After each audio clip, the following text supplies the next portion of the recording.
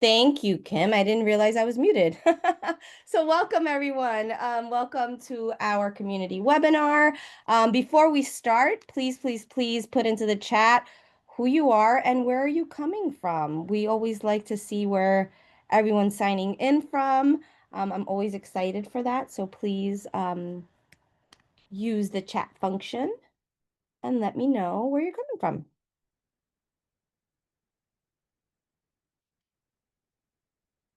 Kim was my savior today, Kim White. I was muted while I was speaking. Thank you so much. And Kim is coming from South Jersey. Awesome. Monroe. Hi, Gina from Good Grief. It's my colleague. Uh, oh, Michigan. Nice. Welcome, everyone. Please keep putting that into the chat, letting me know where you are, where you're coming from, who you are. We have Edison, we have Totowa, Cliffside Park High School in New Jersey. Welcome. Massachusetts, nice. Welcome. As always, I want to start from a place of gratitude, right? I'm very grateful for the opportunity to spend this hour with you guys and to spend this time with our presenter. I'm really excited for this topic because I feel it's one that's often misunderstood. And I learned so much from Chris when I went to visit the New Jersey Sharing Network. So I'm really excited about today. Organ and tissue donation is really a legacy of love, and it really brings healing and hope in Chris's words. And today, this webinar is really going to be powerful for you guys because they're going to share stories of donors, of families, recipients, and really celebrate this life-changing impact, of giving. Today's session is part of our Good Grief Community webinar series, right? Every school year, we bring you content, experts, and information as a way to extend the work that we do outside of our centers and into this virtual space. Anyone who attends today's live session will receive a certificate of attendance within the next 48 hours. So thank you all for coming and being here with us. For those of you that are new to Good Grief, we are a nonprofit organization that has been around in New Jersey since about 2004. And our mission really is to build resilience in children, to strengthen families, and really empower communities to grow from loss and adversity. For most of our organization's history, we have been providing free, and I always like to pause there because I feel like nothing is free anymore. But it's free and unlimited peer support programs to grieving children and families starting at age 3 and through young adulthood. We always say that a good grief kid can be a toddler or a young adult, right? And we do this in our centers, in person, in Morristown and in Princeton, New Jersey.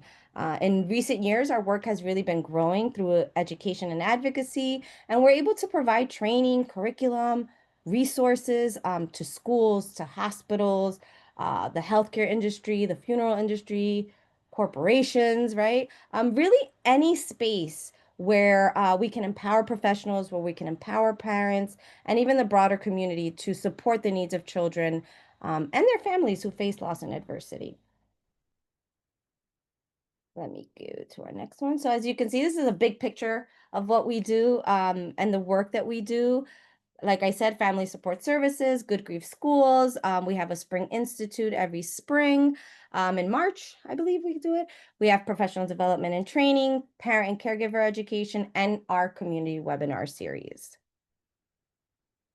So today we have with us Chris Lewicki, and he is the community service specialist at the New Jersey Sharing Network, where he has worked for over a year. Through his position, Chris travels the state, literally the entire state of New Jersey, spreading awareness and advocating for organ and tissue donation.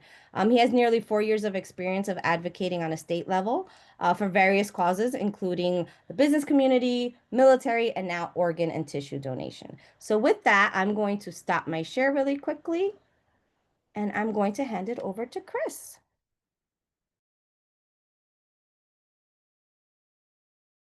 All right. Thank you so much. I appreciate that. Can everybody see my screen? We're good? Thumbs up? All right. So, hi, I'm Chris Lewicki. Obviously, I'm with the Sharing Network. So just a heads up, we're gonna try and hold all questions for the end for Q&A, but if you have any crazy burning questions that you're afraid you're going to forget or you need to know because you're not understanding something, I'll try my best to keep an eye on the chat. and answer those, but if we can try and hold to the end. So we're just going to jump right into it. So the gift of life. So why am I here? What am I going to be talking about?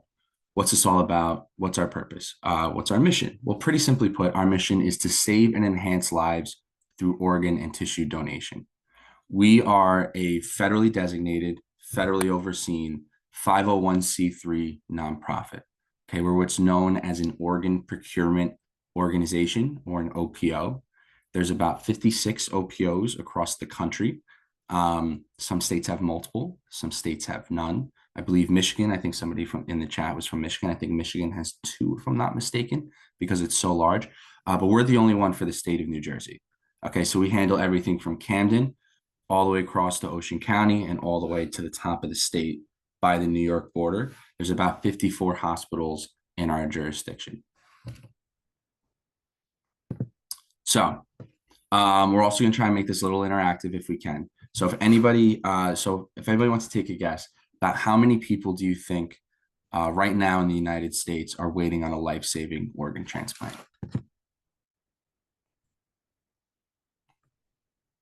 If you could just throw some numbers in the chat, 5 million.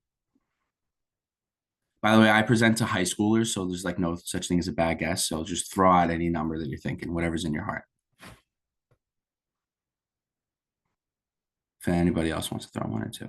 10 million, 700,000. All right.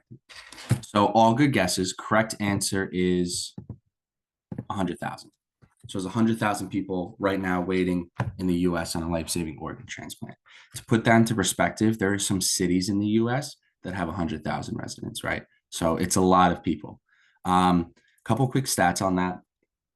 About 80% of the list are people waiting on kidneys specifically. The average wait time in the US is 5 to 7 years.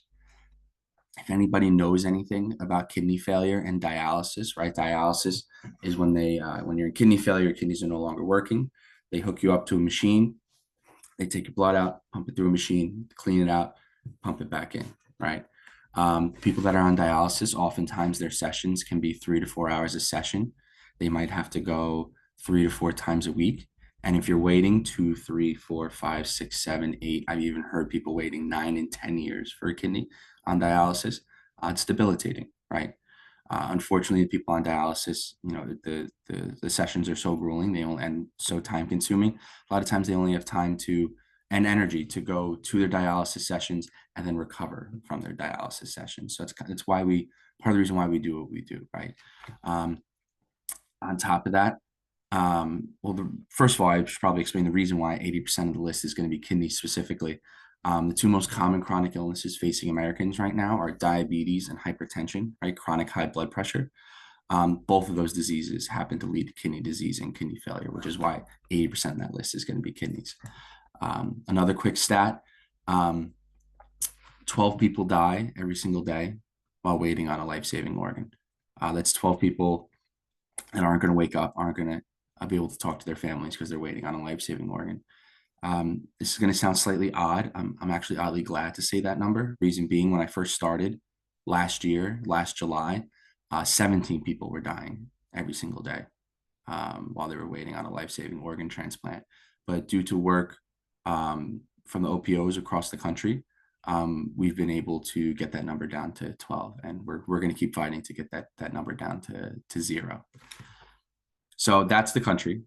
100,000 people waiting in the country. There's about 9 million people living in the state of New Jersey. About how many people do you think are waiting in the state of New Jersey?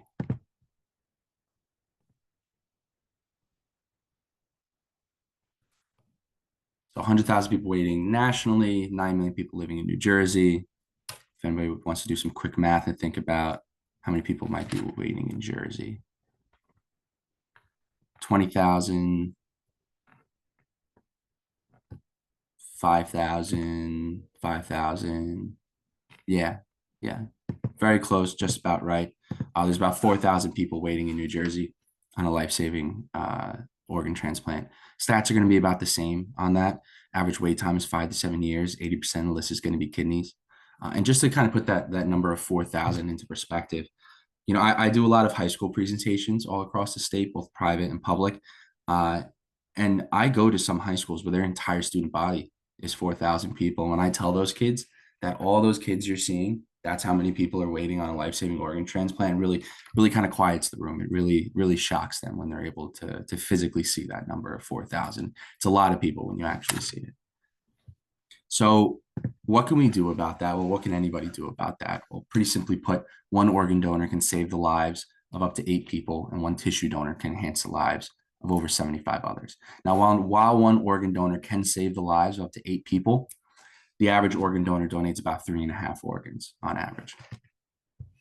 And we're going to show you the breakdown of that. So these are the organs that can be donated. You have your heart, you have your liver, you have 2 kidneys. Your 2 kidneys are almost always going to go to 2 separate people because you can live with 1 kidney. You have 2 lungs. They can go to 2 separate people, but most of the need is for double lung transplant. So a lot of times you'll hear the phrase double lung recipient, double lung transplant, just like Daryl over there. Then you also have your pancreas and your intestines, right? 8. Now, on super rare occasions, one organ donor can actually save the lives of up to 9 people. If anybody wants to think about high school biology and take a guess as to how we get that 9, you can throw those guesses in the chat. Again, I work with high schoolers. A lot of kids say brain. I'll tell you right now, it's not the brain. You can't transplant a brain. Skin. Oh, Gina, partial liver. Correct answer right off the bat. That's rare. Yes. So the liver, you can actually split the liver into 2. So the liver is the only organ that can regenerate. So what they'll do is they'll split it into 2 pieces or 2 lobes, send it off to 2 separate people, and then those pieces of liver will grow back to a fully sized, fully functioning liver in both recipients. Okay, so that's how we get to 9 on those rare occasions. So everything we've talked about so far and everything we're going to keep talking about for the rest of the presentation is deceased donation or donation after death. Okay. That's what OPOs handle, deceased donation. Technically, there is a thing, not technically, I mean, obviously, there is a thing called living donation. We just technically don't handle it. Okay. So, the 2 things that I focus on in my presentations, and the 2 things I think the Sharing Network really focuses on in their work, is number 1, saving lives, and number 2, honoring the donor and being there for their families. So while we don't handle living donation, we are massive supporters. We have a living donor council. Many people on our board, many of our volunteers are the recipients of living donation or are living donors themselves.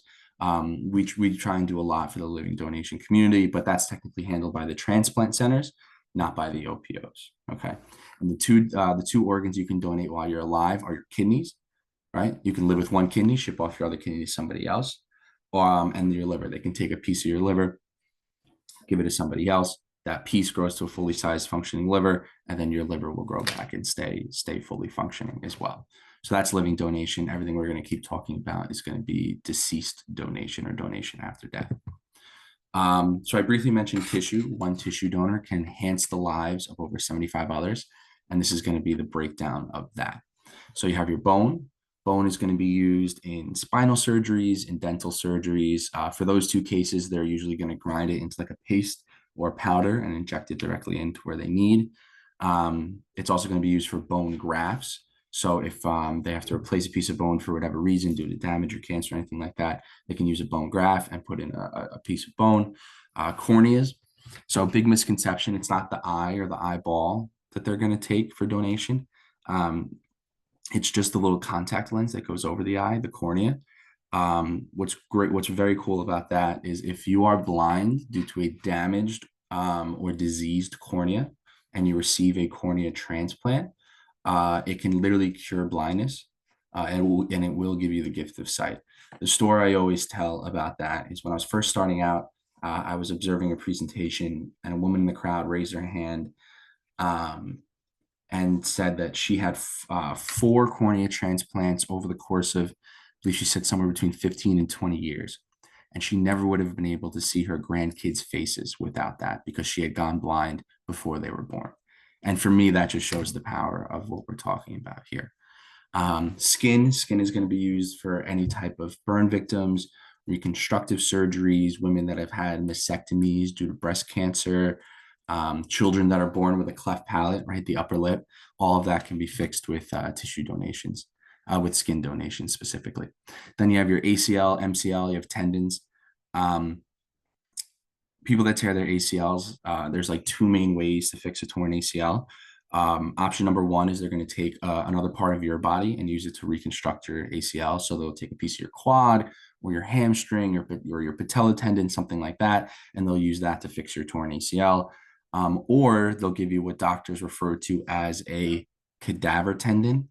If anyone has ever heard that phrase, well, it's not a cadaver, right? They're not going into the morgue and taking people's ACLs. That's not how it works.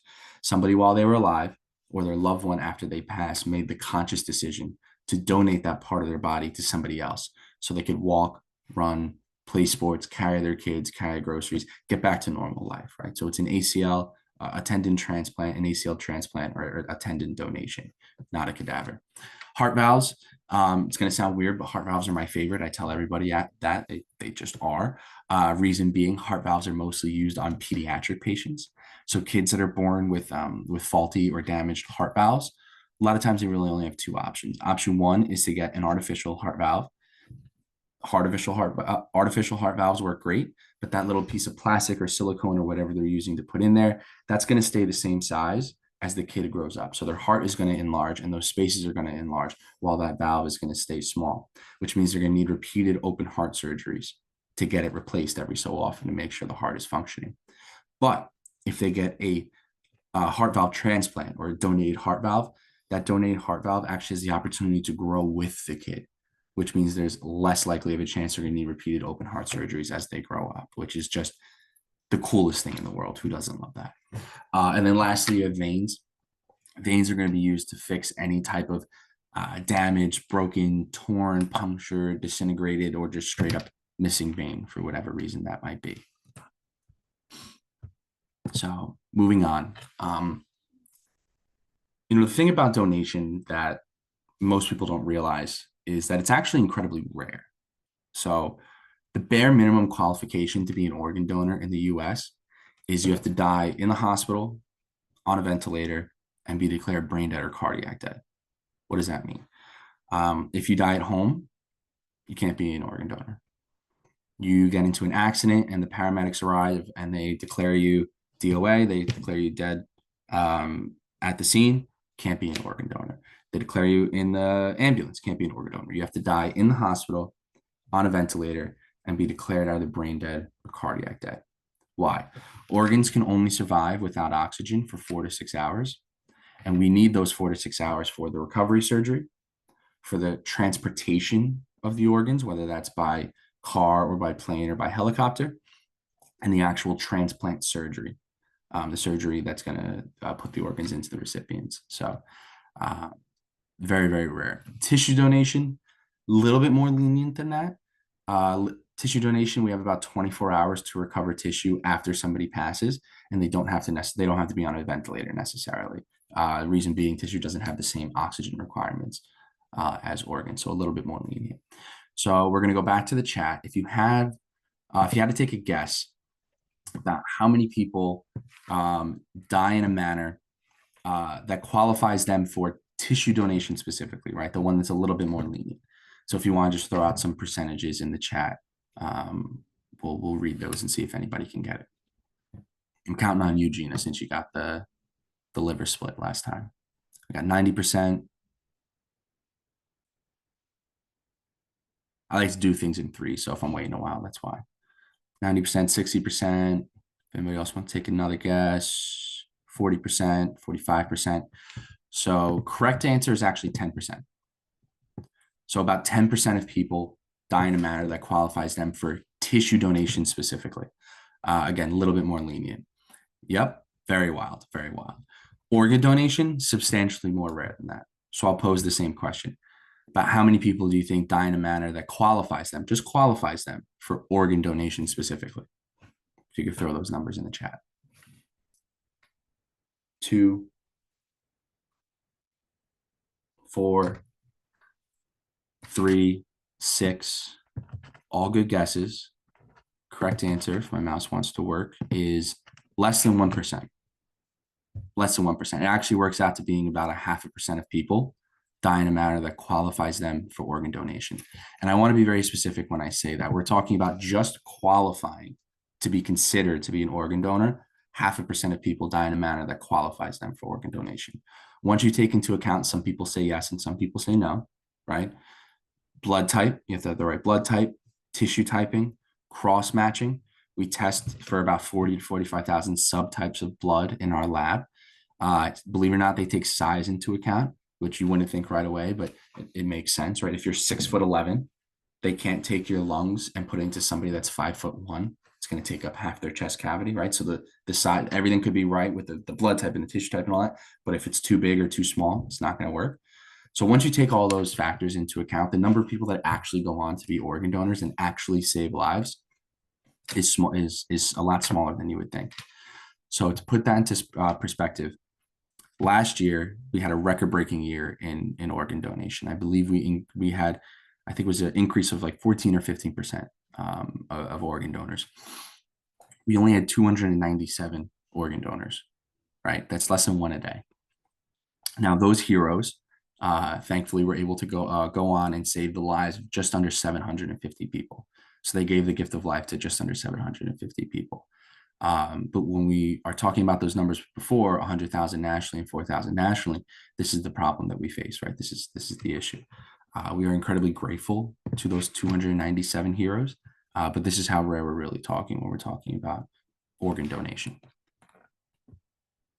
So if you remember back from the beginning of the presentation, I said the two things I'm going to focus on are number one, saving lives, and number two, honoring the donor and being there for their families. So these are some of the ways that we honor our donors.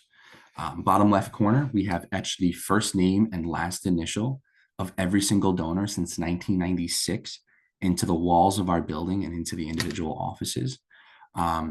It's a constant reminder of why we do what we do and who we're doing it for. It also becomes a second place for families to memorialize their loved ones. We very frequently invite donor families in to see their loved one's name on the wall. And if you ever get the opportunity to come in and get a tour of our building, you'll see that there's a ton of little butterfly and sunflower stickers all over these walls. And that marks every time a donor family came in to see their loved one's name on that wall, which is really cool. And we leave those up. We leave those up until the adhesive wears off and they fall. Top left corner, the modern hospitals have the ability to light up, to light their colors in different colors. The colors of donation are blue and green. So on whenever there's an organ donor in one of those hospitals, what the hospital do is they'll light up the hospital in blue and green for 24 hours to honor that donor. Cool story about that picture in the top left corner. That was actually taken by one of my coworkers, Beth.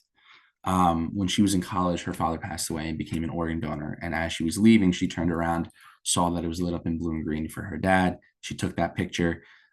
Years later, she ended up working at the Sharing Network. She used to do exactly what I did, giving these presentations. So we put her picture in this presentation. And I always try and point that out for Beth whenever I'm presenting. In the middle, we do flag raisings. So at every single hospital, every donor family is given the opportunity to do a flag raising. We'll present the family with a flag. They can sign it. They can write messages, draw pictures, mark it up any way they want. Then we take the flag and the donor family out to the front of the hospital, to the flagpole. We hold a ceremony with the family. Then we raise the flag for 24 hours. After that 24-hour period, we take it down, package it up, and send it off to the donor family for safekeeping. Top right corner, every donor family gets the opportunity to create a quilt square. Once we get enough of those squares, we patch them into a massive quilt. Then we display those quilts all over the hallways of our building and in the individual offices as well. That's actually a picture from our office there, right in the main hallway. I love the way the woman that runs this program describes it. We don't own the quilts. We're just housing them. The donor families own the quilts. Why do we say that? Donor families have the opportunity to call us up and have their loved ones quilt for special occasions, whether it's weddings or birthdays or anniversaries or anything like that. So it's kind of like their loved one is there with them at that ceremony, at that celebration. A lot of our hospital partners will also house some of our quilts and on display in their hospitals in the hallways. I believe University Hospital in Newark has a couple of them right now. Bottom right corner is our meditation garden. We built a meditation garden right on campus. It's open 24/7, 365 to the public. Anybody can come in and use it. It has waterfalls and benches and flowers and trees and plaques. And it's just a beautiful, peaceful, calm space. A lot of donor families will come and use it as a place to hold remembrances for their loved ones.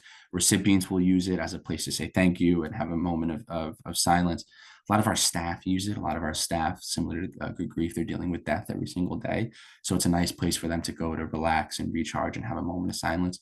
Another cool thing about the garden is anytime a donor family comes in, we give them these little black rocks and we give them a silver Sharpie, and they can write names or messages on the rocks and place it anywhere they like in the garden. And then we'll leave it there until, as we say, nature reclaims it. And then we recycle the rocks, and more donor families can come in and place rocks there. So moving on to the next slide, bottom right corner, my favorite program is called Wrapped in Love. We have an army of volunteers. All they do is knit and crochet lap blankets and shawls. And then on the 2-year anniversary, we will ship one of those lap blankets or shawls off to the donor family. The donor families absolutely love it. They wear it all the time. A lot of times, like donor families have like a place or a corner or a chair in their houses that's for their donor, for their loved one, and the lap blanket or shawl always finds its way over to that spot. Anytime I have the opportunity to help out with that program, I do. Usually about once a quarter, we invite in a bunch of volunteers, and we have all the lap blankets and shawls, and then we sew on a sharing network patch to every single one and fold them and patch it up. And I literally learned how to sew in those meetings and for that purpose. And it's so much fun. Top right corner. Now it's rare, but we do have the opportunity to connect donor families with their loved ones' recipients. So the way that it works is, as the OPO, we're HIPAA excluded, right? We have access to patient medical records and stuff. But recipients and donor families don't. They have to follow HIPAA laws. So when their loved one passes, they'll get a little letter that says, okay, the heart went to a male of this age, or whatever it might be, with super small information, super restricted information. But what they can do is they can send letters to the OPO, and the OPO can forward those letters to either the donor family or the recipient, whichever side it comes from. Then either side can choose to reply, and if they establish a back and forth and establish a relationship and both mutually decide that they want to meet each other, we try and facilitate those meetings in our office with our social workers, with the people that work the case, to try and make that happen. And it's beautiful. Every single time we're able to make that happen. What's really cool is a lot of times when donor families and recipients meet, they become friends, they become part of each other's family. I've heard stories of them going on vacation together, sharing holidays together, birthday parties together. It's really, really incredible whenever we get to make that happen. So obviously, you can register to be an organ donor if you wish. If you go, every 4 years, you get your license renewed. They're going to ask you a simple yes or no question. Do you want to be an organ tissue donor? You just click yes or you click no, and then it goes right into the database. We have access to all that. In the health app on your iPhone now, you can sign up to be an organ donor right in the health app, right? That app that like tracks your steps and all that stuff.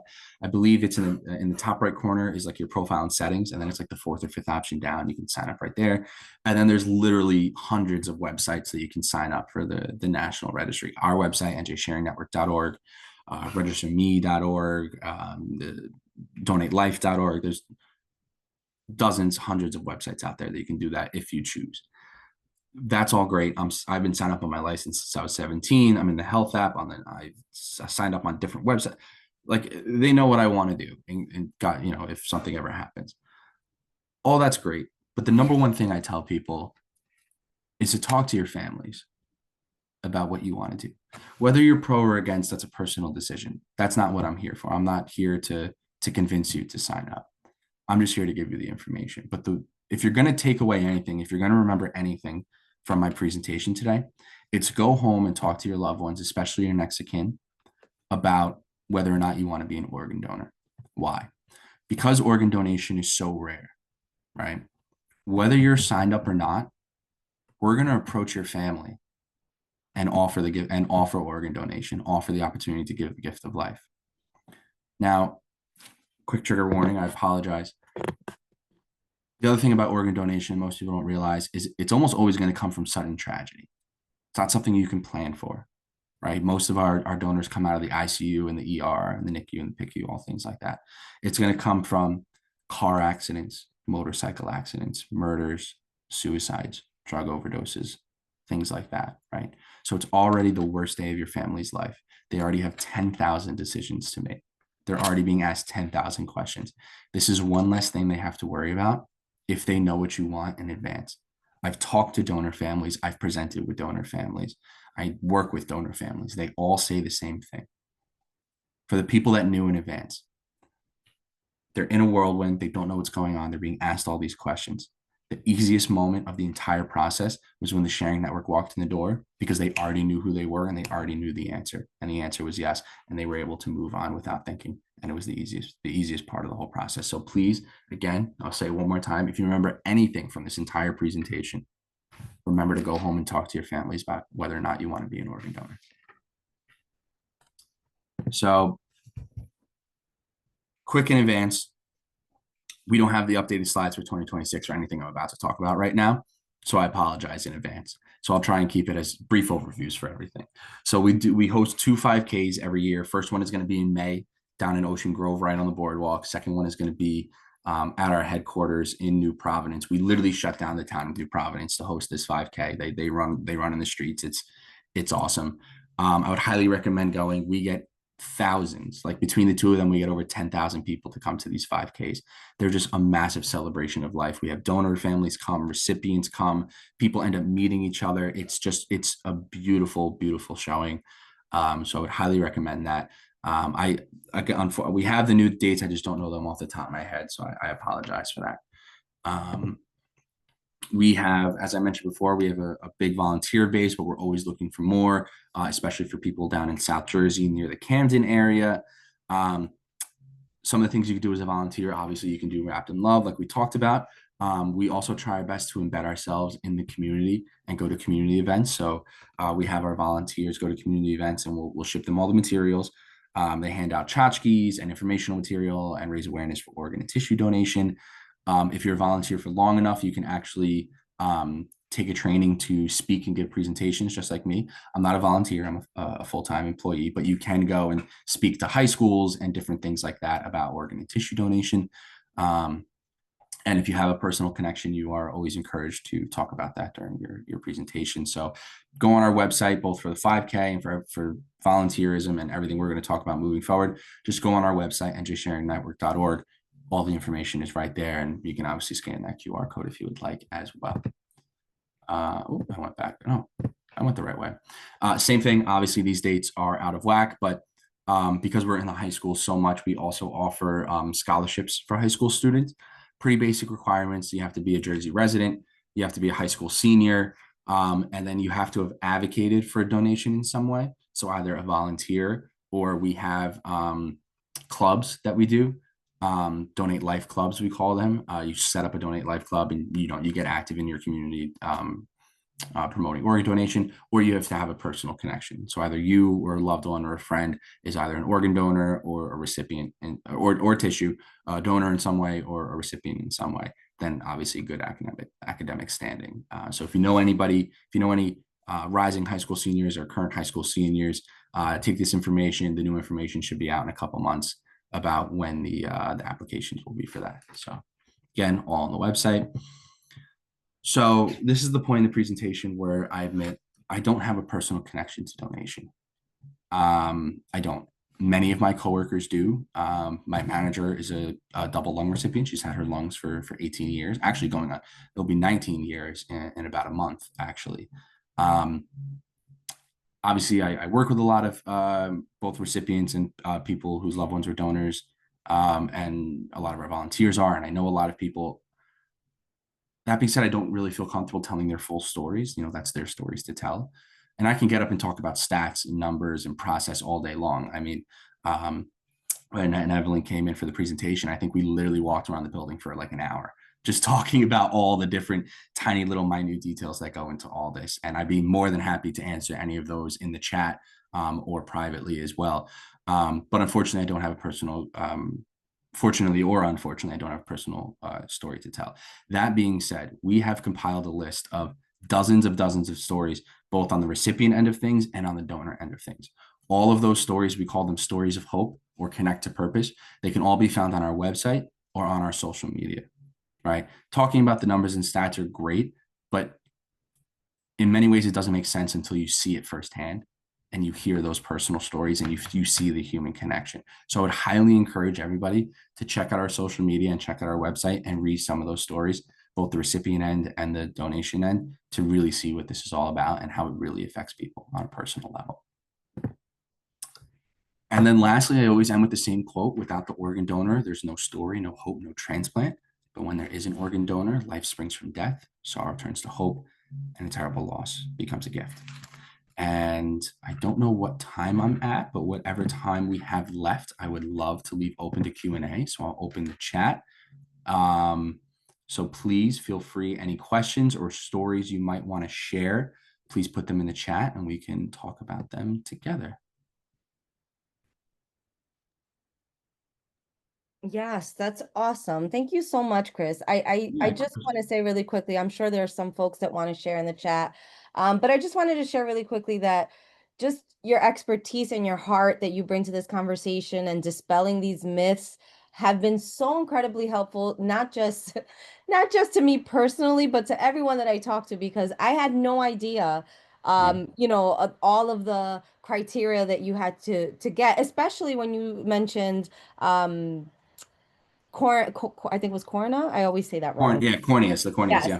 I've had folks say to me, "Oh, no, no, no, I want them to keep their eyes." And in my head, I'm like, "Yeah." And after you speak, I'm like, "Wait a minute, but it's not. It's this." So dispelling those myths and really helping folks understand how truly meaningful this is just I'm beyond thankful. And I also open it up to the chat if there's anyone who would like to talk. We have the aftercare and holding of the donor families is truly special. Yes, absolutely. When Evelyn and I went to see Chris and to get the tour, he's right. We were there for an hour and I think we could have stayed a little longer because For sure. everything has just a wonderful story attached to it. The stickers with the names. I mean, it was just amazing.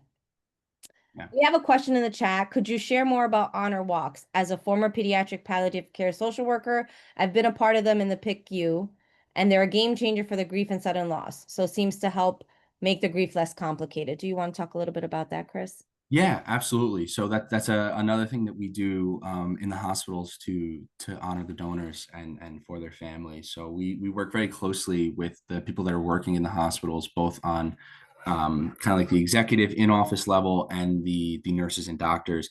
And what we'll do if the hospitals allow it and if the donor family wants it is we'll have these honor walks where we line the hallway on the way to the OR with people that work in the hospital, family members, friends, coworkers, anybody that was close to the donor. And then the immediate family will walk behind the donor on the way to the OR. And kind of looks different every time, but some people, they have a moment of silence. Some people applaud, and it's just a beautiful way to send off the donor. I haven't seen it yet, but from what I understand, I learned from the nursing students I work with, the Pit on HBO Max about like the emergency room. Apparently, one of the episodes they have an honor walk, and from what I understand, it is very true to real life. I haven't unfortunately gotten a chance to see it. I'm checking up on my own personal shows right now, but I would highly recommend going out, even if you just look it up on YouTube. Go out and watch that. It's a great representation. So Gina, thank you for that. Um, I so appreciate your website's inclusion of Hispanic Heritage Month and stats on Hispanic health and donors and the way that there are options for different families to honor their loved ones.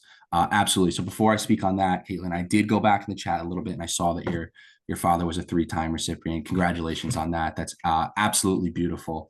I love hearing stories like that. And again, you can really speak to the power of all this stuff. But yeah, we do a lot to really um, embed ourselves again in the community and the individual communities all around the state. We do a ton for Hispanic Heritage Month. Actually, my counterpart, Zoe Arana, she is our bilingual community services specialist. And literally, what she devotes like 95% of her time to is Spanish speaking only presentations, Spanish speaking only events, going into the community centers and the libraries and in all of these Spanish communities. And she has taken our outreach to the Hispanic community to levels that we never would have thought were possible before. She personally translates all of our materials, our social media, like everything. She's absolutely amazing. So thank you for pointing that out, Caitlin. Oh, that's awesome. Yeah, yeah. Another thing that we do, and I'm really hoping we could do it this year, but we're going to be doing some construction in the building, so it's still kind of, up in the air, is we do a massive Dia de los Muertos.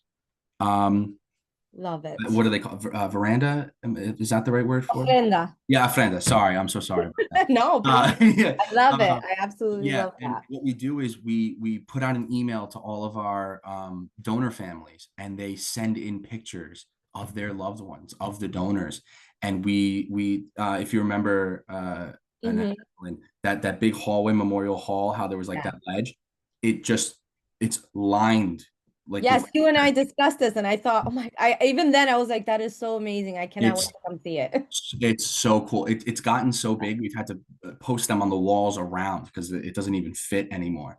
So I'm really hoping we're able to do that again next year. And for the first time ever last year, we invited those donor families in to see the ofrenda and see their loved ones' pictures and stuff. And I'm really hoping we're able to do that again. So Oh, I love that. I love that. Chris, could you also talk a little bit about the role that New Jersey Cherry Network plays at the Rose Bowl? Because I thought that was yeah. absolutely awesome. If Yeah, so you on that for a thank you for little bit. bringing that up. Yeah, so every year we participate in the Rose Parade. So the national organization that handles advocacy work for donation. They're not an OPO, but they help out with all the promotion for OPOs. Is Gift of Life, and they have a float every year in the Rose Parade, and every year they invite us to be on that float. So what we'll do is we'll usually send uh, either one recipient or one member of a donor family or both sometimes, and they get to be on that float. And some years we were actually able to create these organic portraits of donors made out of all organic material, and then display those on the float, so the whole world could see their faces, and it's really awesome. And some of those organic portraits we actually have hanging up in our building, which is really really awesome. Yeah. Oh, Gina's saying she worked on those floats. Oh, that's awesome. That's awesome. I mean, it was a cool experience for me just to see them there, but to actually like be on the floats, I can't imagine how amazing that must have been. That's awesome. Yeah. Another thing on the national level that we participate in is called the Transplant Olympics. Um, I actually just got an email a day or two ago. It's officially going to be in Colorado this year. What the Transplant Olympics are is it's like a legit Olympic Games that they hold every 2 years with marathons and triathlons and pole vaulting and track, everything that they do at the regular Olympics.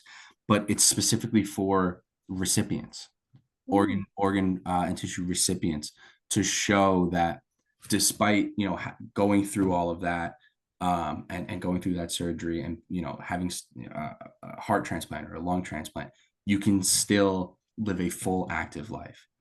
You can still run a marathon and do all the swim at a high competitive level and do all of these things. So that's really really cool. I think it's going to be next summer, so if anybody wants to check that out, I'm sure all of it's going to be on. That's amazing. That's amazing. Awesome. Thank you so much, Chris. Yeah, For of those of course. you that are still hanging with us, I want to be mindful of everyone's time. I also put a link to our survey in the chat. I'm going to do it one more time. If you get an opportunity, please, please, please fill these out. This helps us kind of not only see where the community needs are, but it also helps us, set that wider net for everyone. Oh, Chris. I was like, wait, did he put that in the chat? Yeah. Chris also I put his was email. going to talk about it after you were done. I'm sorry. I didn't mean to No, interrupt. no, no worries. I was like, I didn't hit enter. Sorry, guys. Yes, thank you so much, Chris. I appreciate you all for coming. I appreciate Chris for presenting. I also want Chris, if you can, to please send me your colleague's information who does these presentations in Spanish. I Oh, would love to host a webinar in Spanish so we can tell all of yeah. our family and friends and really, really dispel those myths because there's a lot in our community. Yeah. Um, Thank you, Gina. Yes, this was an amazing webinar. The recording Oh, thank should be you. up in about 48 hours, I believe, on YouTube. So please, we'll share that out. We'll share it to your friends. We have one more question. Yeah. It says, how do you support your staff emotionally? That's a good question. Good question. Good question. A couple different ways. Obviously, number one, it's a very tight-knit community. Just like nurses or anybody in that field, everybody kind of holds each other up and sticks together and helps each other out. Obviously, we also offer, mental health services. Well, links to mental health services. We don't have an in-house therapist or anything like that, but we offer links to mental health services. We offer grief support to the public that our employees are also available to partake in. And then again, that a lot of people really take advantage of that meditation garden. So we're always doing everything we can to try and help each other out. Oh, the nap room too. Yes, thank Nap you room. so much. I forgot about that. See, I Yes. just saw that from Evelyn, and I'm like, yes, the nap room. Yeah. So real quick on the nap room, thank you so much. I don't know if anybody else does it in their tours of the building, but I think it's the coolest thing in the world. We literally have sleep rooms. So anybody that's working in the field, they are working 12 to 24-hour shifts in the field. That's going to be, people actually working in the hospitals. The people in our call center, they work 12-hour shifts, including overnight shifts, 7 a.m. to 7 p.m., 7 p.m. to 7 a.m. And then we also, our lab, they do the same thing, 7 a.m. shifts to 7 p.m. shifts. They work weekends, they work holidays, 24/7, 365, rain or shine, hurricane or not. So we literally have sleep rooms with, fresh linens, a bed and night lights and everything they could ever need to take naps and relax and decompress. So that's really awesome. Do you have Well, anything for amazing. group processing after a difficult case? So I'm not on the clinical side, so I can't speak to that as much. From what I understand, there's no like set up official like organized groups. But again, many of the people that are working in the field, they are either recipients or their loved ones were donors, and they all have a very special bond with each other. And I know that interpersonally, they do a lot of work together after personal cases, and they all lean on each other and help each other out a lot, a lot. Yeah, Wonderful. Thank you again. I just want to make a quick edit. The date that is in the chat for Children's Grief Awareness Day, it is October 30th. I believe I put the wrong date in there, so I'm sorry. It's not November 14th, it's October 30th. yeah. I don't know why I put November 14th. Maybe I want to move it to that That's day. I don't know. Sometimes I don't know. Chris, once again, thank you so much. Again, you brought expertise and heart to this conversation and the way you connected with our community. It really shed some light on such a meaningful topic, truly enriching dialogue, and you have left me very inspired, just like the first time I met you. I'm so grateful for your time. I'm so grateful for your knowledge and your dedication to this cause. So thank you so much for helping us empower the community. To grow really through awareness, through compassion, and through the most informed choices, because that's what's most important. So thank you again. Thank you to everyone who came and listened to our webinar today. We'll be sending out certificates of attendance. Oh, we have something else in the chat. One thing that would be helpful is to inform the public that folks can still have a viewing and a funeral, even if they donate organs after their death. I'm Absolutely. You are absolutely Yes, correct, Amanda. yes, Yeah. wonderful. And do you have a myth sheet is another question we have. On the website, there should be a frequently asked questions that Okay. FAQ that should serve as close to a myth sheet. I don't have like a PDF or anything like that I can send out. Wonderful. But Amanda, you're absolutely right. Thank you so much for pointing that out, and thank you for the work you do as a funeral director, especially a funeral director that supports organ and tissue donation. Yeah, so organ donation, obviously everything's internal, so you're not going to notice a thing. And then as far as tissue donation goes, it's the one that things a lot of people really worry about. As we talked about before, it's not the eyeball, it's just a little contact lens, so you're not going to notice a thing. Also, wakes, Yeah. eyes are closed, so it doesn't make a difference either way. Yeah. Additionally, when they remove bone, which a lot of people don't realize, when they remove bone, they actually replace it with artificial bones. So we do a really good job to make sure that that's in place. And then any skin that's taken is going to be from the back or the back of the legs, never the hands, never the face, never anything like that, to make sure that, again, you can have a full open casket if you so choose. Yes, Gina, myths do get in the way of choosing donation. Unfortunately, every community has their own myths. They're similar, but everybody has different ones. Some people are just generally um, distrustful of the medical community in general. So obviously that's going to affect donation. And the number one myth is, oh, they're going to let me die if they find Yeah. out I'm an organ donor. Um, Anybody that's ever worked in the medical field, whether they're a nurse or even a paramedic or an EMT, if they find you in a car accident, the first thing they're going to do is try and save your life. It's not rummage through your pockets to find your wallet to see if you're an organ donor. Yeah. A lot of times, we've worked on cases where the nurses are dealing with a patient. They don't even know if that patient is an organ donor or not. They'll take the license and they'll scan it and put it in the records, but they're not checking to see if they're an organ donor. All they're doing is trying to figure out what can they do to save this person's life. So thank you for pointing that out. And just a massive thank you to you, and a massive thank you to Evelyn and to everybody at Good Grief. We started, I think one of your coworkers came up to me when I had a table at a chamber event. We exchanged business cards, and from there we've had tours of each other's facilities, presentations, webinars, and I'm just so thankful and grateful for. It will continue. And you know what? It's Kismet. We have the same colors. We pointed that out. Amen. So Amen. So the marketing is super yes, easy. yes. Thank you so much, Chris. Have a Thank you. great day. Everyone, You as thank you well. so much for coming. We appreciate you all, and be on the lookout for that link and Chris's contact information that we'll also send your way. So thank you so much, Chris. Have a great day. I Thank appreciate you. you. You Thanks, as well. Have a good everybody. weekend, everybody. Bye-bye. Bye.